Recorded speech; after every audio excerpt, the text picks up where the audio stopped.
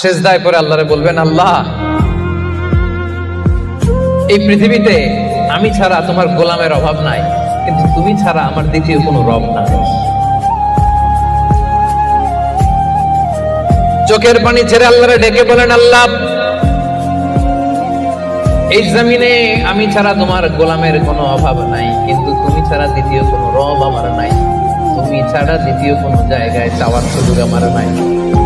চোখের পানি ছেড়ে আল্লাহরে বলেন, আল্লাহ, কোরআনে তুমি শিখিয়েছো ফরিয়াদীদেরকে কেউ যদি চায় ওই ফরিয়াদীদেরকে বারণ করা যায় না। তুমি কেন? সেজদায় পড়ে আল্লাহরে বলবেন, আল্লাহ,